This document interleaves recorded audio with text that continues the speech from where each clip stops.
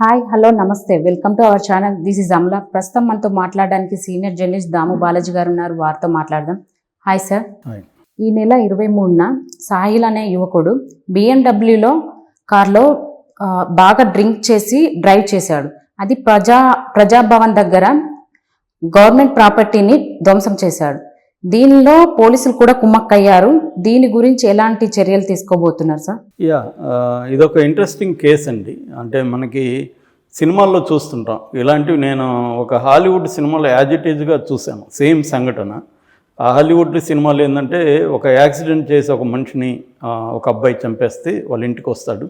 అప్పుడు వాళ్ళ నాన్న ఇమీడియట్గా వాళ్ళ డ్రైవర్ని పిలిపించి వాడికి డబ్బులు ఇచ్చి ఆ పోలీస్ ఆఫీసర్లతో కూడా మాట్లాడి సో ఆ ప్లేస్లో కొడుకు స్థానంలో డ్రైవర్ ఉన్నట్టుగా నమ్మించడానికి ట్రై చేస్తాడు. ఫైనల్గా వాళ్ళు దొరికిపోతారు. సేమ్ కేసు ఇప్పుడు జరిగింది. ఇదేంటంటే సాహిల్ అనే ఒక కుర్రవాడు BMW కార్ తీసుకొని నైట్ బాగా తాగేస్తున్నాడు. ఓవర్ ర్యాష్ డ్రైవింగ్ చేస్తూ ప్రజాభవన్ దగ్గర లోపలికి వెళ్ళిపోయి ప్రాపర్టీని అంతా కూడా ధ్వంసం చేశారు BMW కార్తో. దీంతో అక్కడున్న సిఐ ఇన్స్పెక్టరు దుర్గారావు అతన్ని తీసుకొని పంజగుట్ట పోలీస్ స్టేషన్కి వెళ్ళి పంజగుట్ట పోలీస్ స్టేషన్లో కానిస్టేబుల్కి అప్పగించి ఇతన్ని పక్కనున్న ట్రాఫిక్ స్టేషన్కి తీసుకుపోయి బ్రీత్ అనలైజర్లో అనలైజ్ చేయమని ఇవ్వడానికి ఇచ్చాడు. కానీ ఈ కుర్రాడు ఏం చేశాడంటే ఆ కానిస్టేబుల్కి వాడికి ఏదో మేనేజ్ చేసుకొని అక్కడి నుంచి ఎస్కేప్ అయిపోయి తన డ్రైవర్ని బ్రీత్ అనలైజర్ టెస్ట్కి పంపించాడు.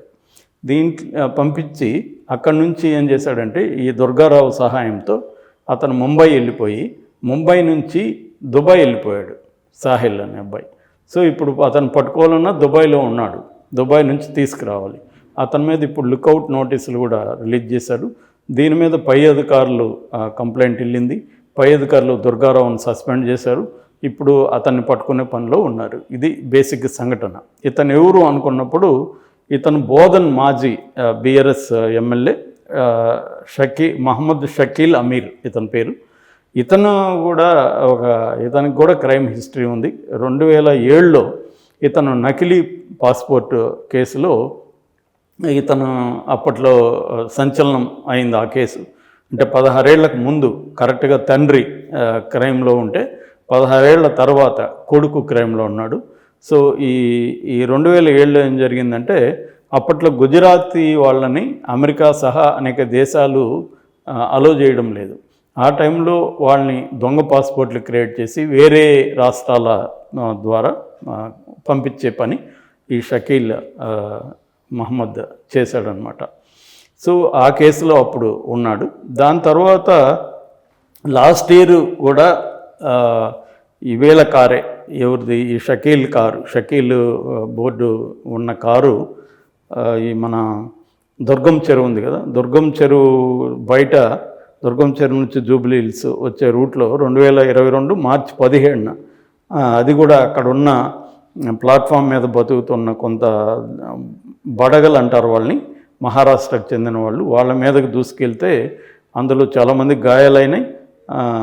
అక్కడ ఒక ఆమె కాజల్ ఆమె పేరు, వాళ్ళ కొడుకు అశోతోష్ అనే 2 నెలల అబ్బాయి చనిపోయాడు. దాని మీద కూడా వివాదం అప్పట్లో నడిచింది. సో ఆ కేసులో ఏం చెప్పేశారంటే అప్పుడు ప్రభుత్వం వాళ్ళది ఉంది కాబట్టి అది మాది కాదు, నా కజిన్ది, అది అప్పుడప్పుడు నేను వాడుతుంటాను కాబట్టి నా పేరు పెట్టారు. నిజానికి అతన్ని మీద కారులు మేము వాళ్ళ మీద పోలేదంట, ఆమె తెచ్చి బిడ్డని కారు కింద పడేసింది, చంపేయాలని తల్లి తీసుకొచ్చి పడేసింది అని కవర్ చేసేసి కంప్లీట్గా దాని నుంచి బయటపడ్డారు. ఇప్పుడు ఆ కేసును కూడా తవ్వాలి అని పై అధికారులు డిసైడ్ చేశారు.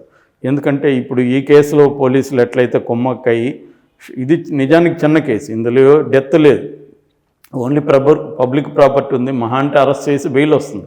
దీనికే వీళ్ళు ఇంత మేనేజ్ చేసి సిఐని మేనేజ్ చేసి దుబాయ్ పారిపోయారంటే అక్కడ డెత్ ఉంది, దాంట్లో మేనేజ్ చేస్తుంటారు. పైగా వాళ్ళ గవర్నమెంట్, ఇప్పుడు వాళ్ళ గవర్నమెంట్ కూడా కాదు, వాళ్ళ గవర్నమెంట్ కాకపోయినా వాళ్ళు మేనేజ్ చేయగలిగారంటే వాళ్ళకి ఎంత ఇన్ఫ్లుయెన్స్ ఉంది, ఎంత డబ్బులు ఖర్చు పెట్టుంటారు. ఇంకా అప్పుడైతే డెత్ అప్పుడు ఇంకెంత ఖర్చు పెట్టుంటారు, ఎంతమంది పోలీసుల్ని వాళ్ళు మేనేజ్ చేస్తుంటారు అని ఒక విమర్శ ఇప్పుడు మొదలైంది. దానివల్ల ఇప్పుడు రేవంత్ రెడ్డి గవర్నమెంట్ కూడా దీన్ని సీరియస్గా తీసుకోమని. ఎందుకంటే ఇది బ్యాడ్ నేమ్ రేవంత్ రెడ్డి గవర్నమెంట్కి వస్తుంది. అంటే గవర్నమెంట్ మారినా పోలీసుల వ్యవస్థ మారలేదు, మీరు ఒక అన్యాయం ఇలాంటి జరిగినప్పుడు మీరేం చర్య తీసుకోరా అని రేవంత్ రెడ్డి మీద వస్తుంది. కాబట్టి ఇమీడియట్గా అయితే దుర్గారావు అనే అతని మీద అయితే చర్య తీసుకున్నారు. కానీ ఇప్పుడు ఆ అబ్బాయిని దుబాయ్ నుంచి పిలిపించి కోర్టుకు ప్రొడ్యూస్ చేసి న్యాయం చేయాలి. రెండోది లాస్ట్ ఇయర్ జరిగిన హత్య కేసు ఏదైతే ఉందో, అంటే యాక్సిడెంట్ తాగేసి యాక్సిడెంట్ చేసి హత్య చేశారు, దాని మీద కూడా ఇప్పుడు మళ్ళీ కేసు ఓపెన్ చేయాలి, షకీల్ మీద కూడా కేసు పెట్టాలి అనేది డిమాండ్. దీని మీద ఏం జరుగుతుందనేది చూడాలి. అంటే నేను ఇందాక చెప్పిన సినిమాటిక్ సీన్ చాలా సినిమాల్లో జరుగుతుంది. ఎందుకంటే ఒక రిచ్ కిడ్ వాడు ఎవరన్నా యాక్సిడెంట్లో చేసినప్పుడు వాళ్ళ డ్రైవర్ని పెట్టేస్తూ ఉంటారు. డ్రైవర్ ఉన్నాడు ఆ ప్లేస్లో అని చెప్పి డ్రైవర్కి డబ్బులు ఇస్తారు, వాళ్ళ ఫ్యామిలీకి నువ్వు శిక్ష అనుభవించరా అని చెప్తారు. జైల్లో కూడా మేము చూసుకుంటామని చెప్తారు. సో ఎందుకంటే జైల్లో పోయి ఇప్పుడు షకీల్ కుర్రాడు సాహిల్ ఉన్నాడు అనుకో, వాడి కేసు కానీ ఇదే శిక్ష పడితే వాడికి రేపు జాబ్ ఆపర్చునిటీస్ మీద కానీ రేపు ఎమ్మెల్యే కావాలనుకున్నా ఇటువంటి ప్రాబ్లమ్స్ ఉంటాయి, వాళ్ళకి ఇబ్బందులు ఉంటాయి. అందుకని వీళ్ళు ఇలాంటి పనులు చేసి ఎవరినో బలి చేసి డబ్బులతో మేనేజ్ చేసి ఈ సిస్టమ్ని మేనేజ్ చేయడం అనేది జరుగుతుంది.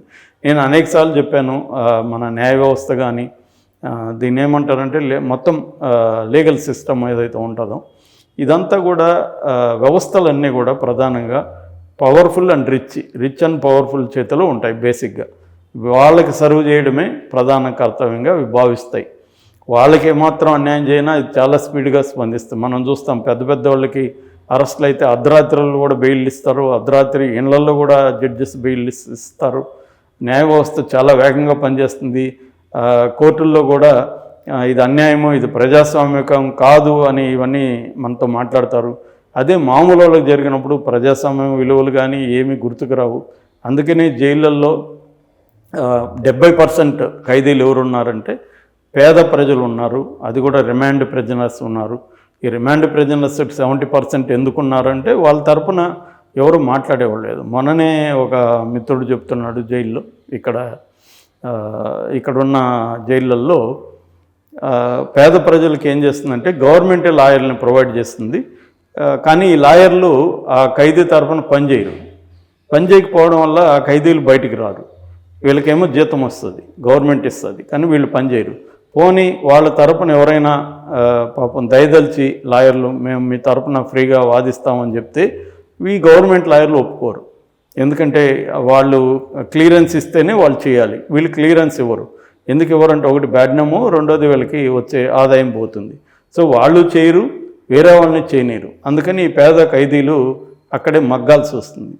ఇట్లా ఉంటుంది మన న్యాయ వ్యవస్థ. అదే ఇప్పుడు ఈ సోహెల్ అనేవాడు ఇదొక నిజానికి మేజర్ యాక్సిడెంట్ ఏం కాదు, ప్రాపర్టీ ఏదో చేశాడు, అతనికి పెద్ద శిక్ష కూడా పడదు.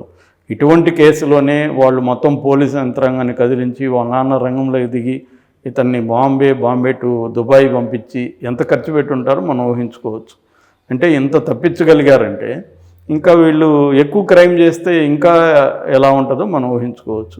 సో దీంట్లో న్యాయం కానీ చేయగలిగితే రేవంత్ రెడ్డికి మంచి పేరు వస్తుంది. లేకపోతే అందరూ అంతే, పరిపాలకులు అందరూ అంతే, ఎవడున్నా వ్యవస్థలు ఏం మారవు అని చాలామంది చెబుతారు. అది కరెక్ట్ అవుతుంది, ఎందుకంటే అది వాస్తవం కూడా. కాంగ్రెస్ మనల్ని 50 ఏళ్ళు పరిపాలించింది, కానీ కాంగ్రెస్ గవర్నమెంట్లలో కూడా ఇంతకంటే ఘోరమైన అక్రమాలు చాలా చూసాం మేము. ఎమర్జెన్సీలు చూసాము, చాలా అక్రమాలు ఉన్నాయి. వ్యవస్థలన్నీ కూడా ఏ పరిపాలకులు ఉన్నా వ్యవస్థల్లో మార్పు రాదు. మొన్న కూడా ఆ మధ్య రేవంత్ రెడ్డి అధికారంలోకి రాకముందు కూడా రేవంత్ రెడ్డితో కోదండరామరెడ్డి, తర్వాత మన రామచంద్రమూర్తి, తర్వాత హరగోపాల్ ముగ్గురితో ఇంటర్వ్యూ పెట్టారు. అప్పుడు కూడా వాళ్ళు చెప్పింది అదే, హరగోపాల్ లాంటి వాళ్ళు చెప్పింది ఏంటంటే వ్యవస్థలని మీరు మార్చాలి, వ్యవస్థలు మీ కంట్రోల్లో ఉంచుకోవాలి, మీరు వ్యవస్థల కంట్రోల్లోకి వెళ్ళిపోకూడదు. సో మీరు వ్యవస్థల్ని డెమోక్రటైజ్ చేయాలి, డెమోక్రటిక్గా పనిచేసే విధంగా చేయాలి. అట్లాగే పూర్ పీపుల్కి న్యాయం జరిగే విధంగా మీరు చేయగలగాలి, అప్పుడే మీరు ఏమైనా చేయగలరు. అంతేగాని మీరు మాటలు చెప్తారు, కానీ నేను అనేక గవర్నమెంట్ మాటలు విన్నాను. కేసీఆర్ కూడా చాలా మాటలు చెప్పాడు అధికారంలోకి రాకముందు. దాని తర్వాత ఆంధ్ర పాలకుల కంటే ఘోరమైన పరిపాలన కేసీఆర్ అందించాడు. మీరు అలా ఉండకూడదంటే వ్యవస్థలని మీరు మీ మీ కంట్రోల్లో పెట్టుకోవాలి. కానీ వ్యవస్థలు అంత ఈజీగా మిమ్మల్ని కంట్రోల్లోకి మీ కంట్రోల్లోకి రారు వాళ్ళు అనే హెచ్చరిక కూడా వాళ్ళు హరగోపాల్, కోదండరామిరెడ్డి వీళ్ళు చేశారు. రేవంత్ రెడ్డి లేదు, నాకు ఇట్లాంటి విషయాలు చాలా తెలియదు, మీలాంటి వల్ల నేను నేర్చుకున్నాను, నేను రియల్ ఎస్టేట్ బ్యాక్గ్రౌండ్ వచ్చాను కాబట్టి నాకు అన్ని విషయాలు తెలియదు, నేను మీ దగ్గర నుంచి ఇవి నేను నేర్చుకుంటున్నాను, ఖచ్చితంగా నేను సిన్సియర్గా అమలు చేస్తాననేది ఆనెస్ట్గా అయితే అక్కడ రేవంత్ రెడ్డి చెప్పాడు. ఇప్పుడు ఏంటంటే రేవంత్ రెడ్డికి ఇది ఒక లిట్మస్ టెస్ట్ లాంటిది. ఇలాంటివి జరిగినప్పుడు ఆయన సిన్సియర్గానే ఉండొచ్చు, ఆయన ఆనెస్ట్గానే ప్రవర్తించవచ్చు, కానీ ఆయన వ్యవస్థల చేతిలో కీలుబొమ్మ అయిపోయే అవకాశం ఉంది. ఎందుకంటే చాలామంది పై స్థాయిలో ఉన్నవాళ్ళు కూడా వాళ్ళకి వ్యవస్థల మీద కంట్రోల్ ఉండదు. ఆ మధ్య కిరణ్ కుమార్ రెడ్డి ఉన్నప్పుడు కూడా దినేష్ రెడ్డి ఒకసారి పబ్లిక్గానే ఇంటర్వ్యూలో చెప్పాడు, నయీం విషయంలో నయీం మీద సీరియస్ చర్యలు తీసుకోమని ఇంటెలిజెన్స్ డిపార్ట్మెంట్కి చెప్తే కిరణ్ కుమార్ రెడ్డి వాళ్ళు ఈయన మాటని క్యార్ చేయలేదు. క్యార్ చేయకపోతే వాళ్ళని ఏమీ చేయలేకపోయాడు కిరణ్ కుమార్ రెడ్డి, సాక్షాత్తు సీఎం కూడా అనే విషయాన్ని దినేష్ రెడ్డి TV9 ఇంటర్వ్యూలో ఓపెన్గానే చెప్పాడు. ఇలా ఉంటాయన్నమాట. ఒక సాక్షాత్తు సీఎం కూడా ఒక పోలీస్ డిపార్ట్మెంట్ని కంప్లీట్గా కంట్రోల్ చేయలేని ఒక పరిస్థితిలో మన సిస్టమ్స్ పనిచేస్తాయి. సో అటువంటి కాంటెక్స్లో రేవంత్ రెడ్డి ఇది నిజానికి ఒక చిన్నదే కానీ ఇది ఒక సింబాలిక్ ఇన్సిడెంట్. అంటే ఒక విషయాన్ని, ఒక అక్రమం జరిగినప్పుడు నేను దాన్ని సహించను, నేను దాన్ని సీరియస్గా తీసుకుంటాను అని రేవంత్ రెడ్డి ప్రూవ్ చేసుకోవాల్సిన అవసరం ఉంది. ఇప్పటి వరకైతే ఆయన అదే పద్ధతిలో వెళ్తున్నారు.